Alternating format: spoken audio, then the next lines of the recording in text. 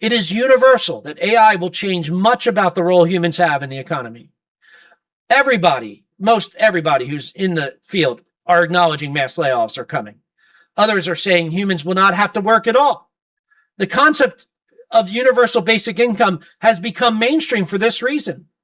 And this creates issues in Catholic social doctrine. First, there's a dignity in work. If we don't have work, it's unrealistic, really, that we all become painters and poets and live out our existence in this bliss.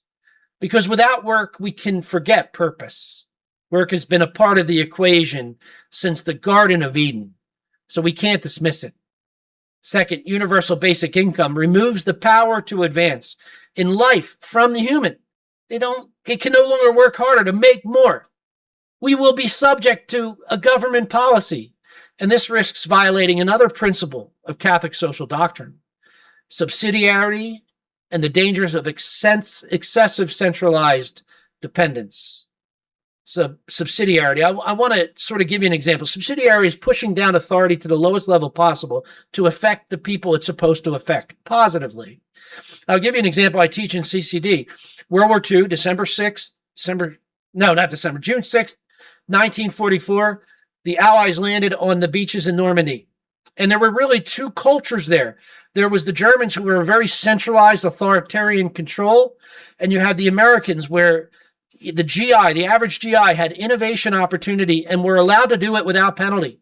And on that beach, the GIs were in a position where they needed to innovate quickly.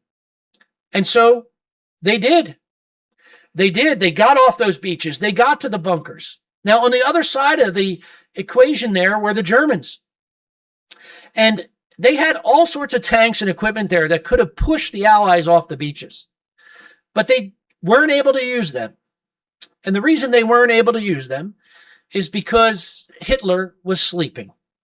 He was actually sleeping. He was known to be a night person, so he clearly went to bed very late. He didn't wake up till 2 p.m., and no one dared wake up Hitler when he was sleeping, even when the Allies were invading Europe.